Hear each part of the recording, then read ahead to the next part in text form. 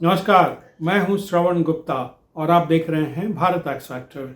आज हम बात करेंगे सुप्रीम कोर्ट में चल रहे उसी पुराने मामले की, जिसमें पुरानी गाड़ियों को लेकर केस चल रहा है। 15 साल पेट्रोल और 10 साल डीजल। ये बात तो पुरानी हो गई है। तो इसी मुद्दे पर जो हम एक बार फिर पहुंचे हैं सुप्रीम कोर्ट की वकील चारू माथुर के पास, कि इसमें क्या अपडेट है। अपडेट ये है कि मैटर अब टेकअप होगा। हमने, जैसे मैंने आपको पिछली बार बताया था, कोर्ट ने हमें एक छोटी सी विंडो दी थी कि हम जाके रिप्रेजेंटेशन दें दिल्ली सरकार को। वो हमने दिया। दिल्ली सरकार का जवाब भी आया। जवाब ये आया कि हम कुछ नहीं कर सकते, आप सुप्रीम कोर्ट या एनजीटी पे जाएं। सो हम वापस आए सुप्रीम कोर्ट के पास। हमने अपनी दरख्वास्त लगवाई है।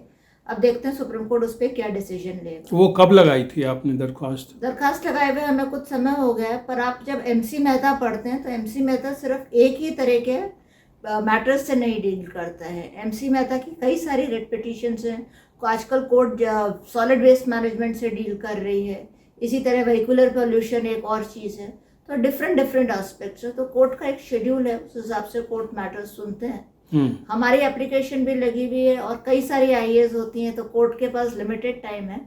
बट हम कोशिश कर रहे हैं कि कोर्ट ऑन प्रायोरिटी इसको ले।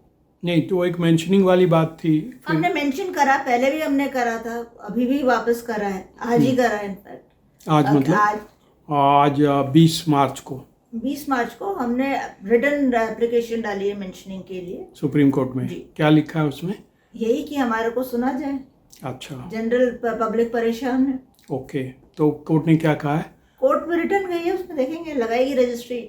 मैटर उसको हम परस्यू कर रहे हैं, लगाएंगे अपने टाइम से। अब काफ़ी कुछ बदल चुका है। पहले दिल्ली में आपकी सरकार थी, अब बीजेपी की सरकार है। केजरीवाल थे पहले, अब रेखा गुप्ता हैं सीएम दिल्ली की।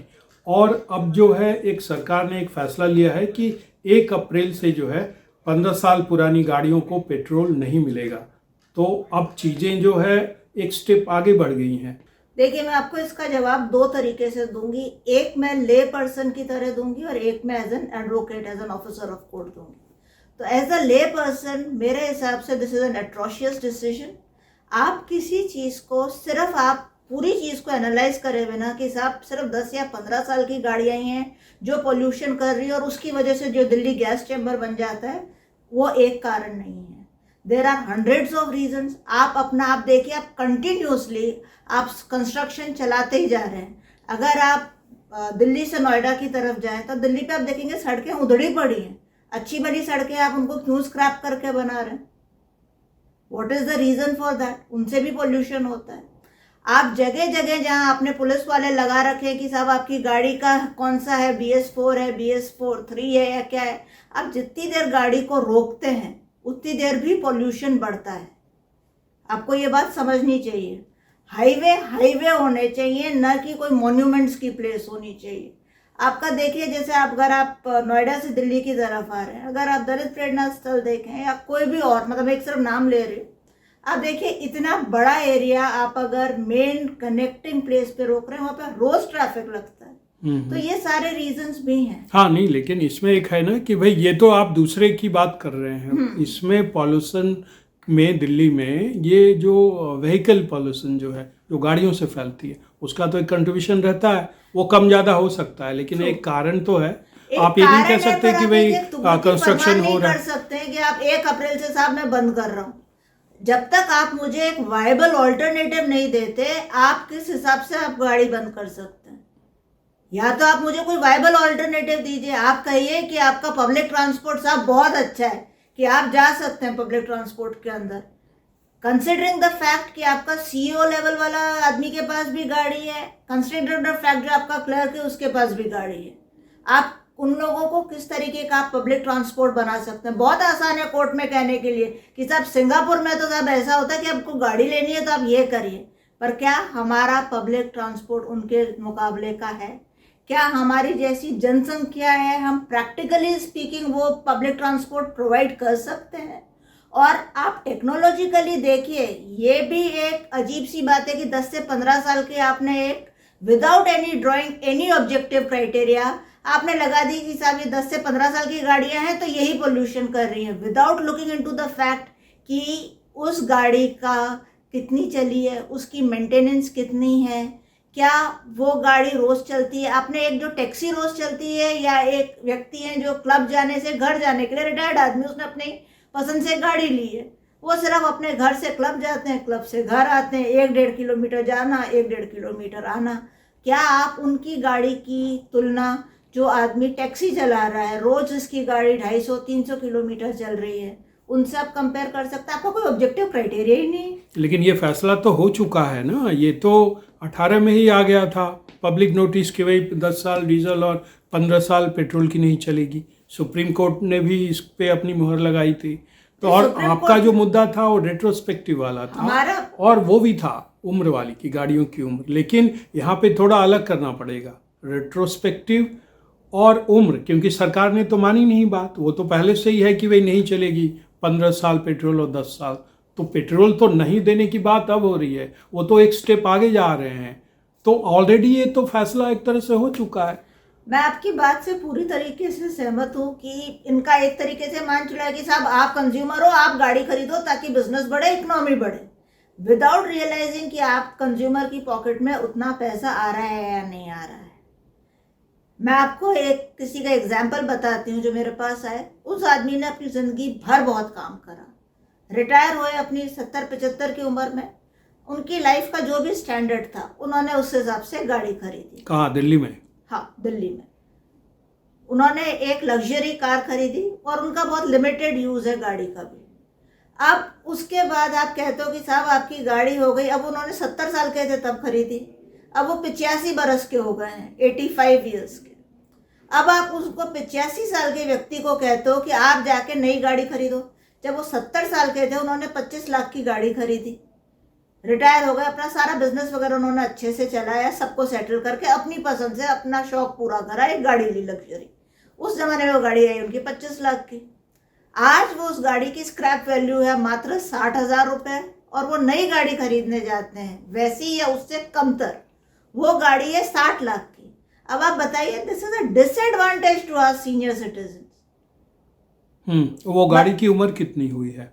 15 साल होने को है। मतलब 15 साल में ही उसको आप कह रहे हैं कि 15 साल में आप डेप्रिसिएशन, तो किसी भी चीज का ऐसा नहीं होता कि मेरी आपने 25 लाख की वैल्यू आपने 60,000 कर दी और मेरे को नई गाड़ी लेने जानी है। मैं आज भी एक्टिव हूँ, I am an avid golfer, I go, I do everything.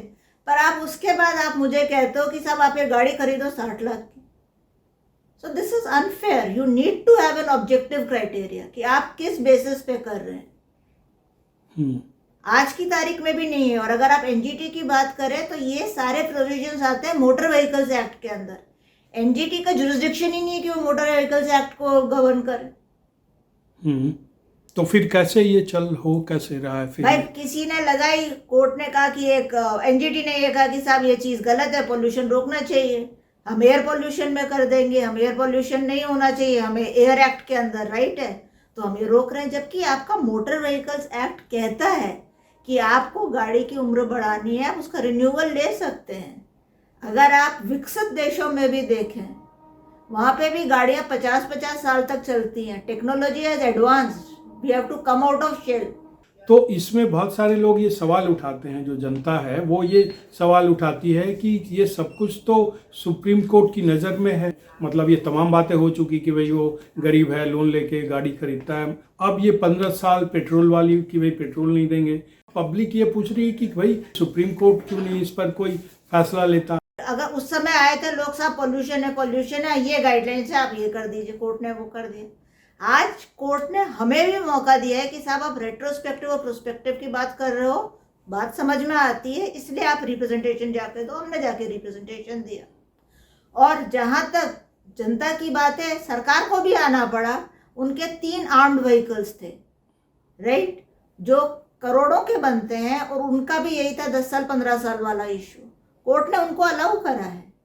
तो मेरे ख्याल से अगर सरकार को अगर आना पड़ा और कोर्ट को उन्होंने बताया कि साहब ये जनता, ये मतलब it is ultimately public money, उसका ये वेस्टेज होगा, तो अगर गवर्नमेंट को वो अलाउ कर सकते हैं अपने 3 आर्म्ड व्हीकल्स के लिए, तो प्रोबेबली कोर्ट को हमें परस्यू करना चाहिए कि किसी तरीके का कोई ऑब्जेक्टिव क्राइटेरिया ले डाउन करे। नहीं तो अब सवाल इसलिए उठ रहा है कि अब तो अगला स्टेप ये उठा रहे हैं ना, भाई दिल्ली सरकार अब 1 अप्रैल से वो पेट्रोल बंद कर रही है। मतलब ये तो अब पानी सिर के ऊपर आ गया ये। भाई जो सरकार कर रही है वो इसलिए कर रही है कि साहब आप एक इलीगैलिटी को मैं प्रमोट नहीं कर सकता। अगर आप व्हीकल्स नहीं कर रहे हैं, सड़क पे आ रहे हैं क्योंकि ये ऑर्डर है, तो मैं आपको पेट्रोल नहीं दूंगा। मतलब it is a vicious cycle. अब ये समझिए उसको कि एक बात से दूसरी बात चलती जा रही है कि एक ऑर्डर एनजीटी का आया, उसमें उसके अपील होती है सुप्रीम कोर्ट में, अपील डिसमिस हो जाती है। 2018 में कहते हैं कि आप उसको वाइडली पब्लिसाइज करिए, तो आज की तारीख में आपकी इफेक्टिव डेट क्या है वो भी क्वेश्चन मार्क होता है। एक फैसला आया है सरकार का कि जो स्क्रैप है, स्क्रैप से जुड़ा है, अगर मान लीजिए आपकी गाड़ी 15 साल पुरानी है तो अब आप उसे अपने घर पर भी नहीं रख सकते, आपको 180 दिन के भीतर जो है इसे स्क्रैप कराना होगा। आपको सरकार को बताना होगा कि हमने ये गाड़ी स्क्रैप करा ली है, नहीं तो आप पे जुर्माना लग सकता है। घर पे भी रखा तब भी जुर्माना लग सकता है। कि आप कह रहे हैं रिस्पॉन्सिबिलिटी कंज्यूमर पे डायरेक्टली डाल दी, तो उसका भी एक रीज़न है कि जो इन्होंने कुछ व्हीकल्स को कहा है, जो इन्होंने फैसिलिटीज़ दी हैं, कुछ नॉमिनेटेड एजेंसीज हैं जिनको स्क्रैपिंग करनी है। तो अगर आप देखिए 2023 का मैं आंकड़ा देख रही थी, उस समय दिल्ली सरकार ने कोई 15,000 व्हीकल्स इम्पाउंड करे थे और उन्होंने उसको स्क्रैपिंग करके उनको करीब 3.5 करोड़ रुपए मिले थे। अभी जो ड्राइव चलाई थी इन्होंने यही दिवाली के आसपास, इन्होंने करीब 1 लाख व्हीकल्स इम्पाउंड करे हैं। कई लोग लेने नहीं आए अपने व्हीकल्स, उठा के ले गए ठीक है, अब क्या करें, कौन जाएगा, कौन इनके साथ माथापच्ची करेगा, ली नहीं, उन्होंने क्लेम ही नहीं करा। तो वो कह रहे हैं कि जो आपने व्हीकल्स इम्पाउंड कर रहे हैं और उसको आप पैसा जमा कराइए। अब ये जो व्हीकल्स की स्क्रैपिंग कर रहे हैं, जो ये एजेंसीज हैं, ये गवर्नमेंट को भी पैसा नहीं दे रहे। अच्छा, तो ये लेके कर रहे हैं और इसमें भी आप एक गेम समझिए बहुत बड़ा है। अल्टीमेटली जब आपकी गाड़ी स्क्रैप पे जाती है तो स्क्रैपिंग वाले एक सुई के बराबर चीज़ भी नहीं छोड़ते हैं। जो गाड़ी की सीट होती है वो अलग बिकती है, स्टीयरिंग होती है वो अलग होती है, और जो सबसे मूल चीज़ होती है वो होता है इसका स्टील। गाड़ी का स्टील निकाल के उसको स्क्रैप करके और स्टील आ जाता है। जैसा आप अभी भी देख रहे हैं, टैरिफ्स की बात कर रहे हैं, ट्रम्प यूएस से जो हो रही है, तो स्टील आने वाले टाइम पे और भी महंगा होगा अगर हम पे टैरिफ लगता है तो यही है कि इन्होंने अब कई लोगों को नॉमिनेट कर दिया कि साहब आप स्क्रैपिंग करो। बड़ी बड़ी कंपनियों उसको इन्होंने दे दिए हैं, चाहे वो आपकी महिंद्रा हो, चाहे आपकी मारुति हो या अदर कार्स फैक्ट्री। एंड उसके अलावा इन्होंने स्क्रैपिंग डीलर्स हो रहे हैं, इन्होंने बड़ी बड़ी फैसिलिटीज लगाई हैं गाड़ी को स्क्रैप करने के लिए। गाड़ी से स्क्रैप करी, आपका स्टील निकला, उसी गाड़ी से आप अपनी फर्दर मैन्युफैक्चरिंग कर दी। खबर में एक और चीज़ थी कि भाई आप जो मैन्युफैक्चरर्स हैं, जो मतलब गाड़ियां बनाती हैं कंपनियां, ठीक है ना, उन्हें ये सरकार को बताना होगा कि आपने कितने स्क्रैप किए। तो ये बात पब्लिक को समझ में नहीं आ रही है कि स्क्रैपिंग से गाड़ियों को बनाने वाली कंपनियों का क्या मतलब है, जो गाड़ियां बेच रही हैं, बना रही हैं, उसका स्क्रैपिंग से क्या लेना। सर आपके पास स्टील आ रहा है, आपका फॉरेक्स बच रहा है, आपका इंपोर्ट नहीं हो रहा तो आपके फॉरेक्स रिजर्व बच रहे हैं। It is become a cycle. Ultimately sufferer is only a common man. गाड़ी आपको मुझे खरीदनी है, लोन पे खरीदेंगे आप, या जैसी भी खरीदना चाहेंगे आप खरीदेंगे। आपकी 15 साल की गाड़ी खराब हुई, उसने स्टील को स्क्रैप करा, उसने अपनी मैन्युफैक्चरिंग में स्टील यूज करा, वो का वो उनको लग गया, उनको नया स्टील और नहीं खरीदना पड़ा। उन्होंने एक अमाउंट आपको दे दी, मेरी 25 लाख की गाड़ी थी, मेरी स्क्रैप की वैल्यू 60,000 रुपये आई। 60,000 रुपये में आज मेरे पास एक स्कूटर भी नहीं आएगा। अब गाड़ी की तो बात छोड़िए, मेरे ख्याल से गियर वाली साइकिल भी नहीं आती है। तो कुल मिलाकर यही लगता है कि सरकार ने ये तय कर लिया है कि भारत में अब 15 साल से पुरानी गाड़ियों को नहीं चलने देना है। मामला कोर्ट में है ज़रूर, लेकिन सरकार जो है एक एक कर फैसले लेते जा रही है। ब्रॉडली आप यही समझ लीजिए। और एक्चुअली जो हमारी थिंकिंग है, जो ट्रेडिशनल इंडियन थिंकिंग है, हम कंजर्व करने वाले लोग हैं, हम पैसा बचाते हैं, हम सेविंग करने वाले हैं। हम एसेंशियली क्रेडिट कार्ड इकोनॉमी नहीं है जो आजकल हम बनते जा रहे हैं। हम कर्जा लेके खर्चा नहीं करते, हम पैसा संचय करते हैं, हम पैसा बचाते हैं। पर आज की जैसी चीज़ें आ रही हैं कि आपको अपने गाड़ी खरीदी, आपको गाड़ी 10 साल में फेंकनी है। अच्छी भली गाड़ी है, मेरी अपनी गाड़ी गई थी तो मुझे उसका दर्द है कि आपको गाड़ी 10 साल 15 साल में आपको हटानी है, जबकि वो अगले 10 साल तक भी बहुत आराम से चल सकती थी। तो हम कंज्यूमरिस्ट सोसाइटी की तरफ मूव करता जा रहा है। हम कंज्यूमरिज्म इतना हो कि हमें कंज्यूम करना है ताकि इकोनॉमी चलती रहे। अच्छा, एक चीज़ और है कि मान लीजिए 1 अप्रैल से जो है अब सख्ती हो जाएगी, पेट्रोल नहीं मिलेगा, तो जिनकी गाड़ियां पुरानी है और मान लीजिए वो तो फिर बेचेगा, दिल्ली एनसीआर की हद से जद से बाहर जाकर बेचेगा, तो वहाँ क्या पॉल्यूशन नहीं होगा? दिल्ली से थोड़ी दूर, दिल्ली एनसीआर से दूर हम दिल्ली के सिटीजन शायद प्रिविलेज्ड है, हमारी लंग्स की चिंता सरकार को ज्यादा है भारतीय बाकी और नागरिकों से ज्यादा। तो ये थी सुप्रीम कोर्ट की वकील चारू माथुर। आज के एपिसोड में इतना ही। अब हमें आज्ञा दीजिए। नमस्कार।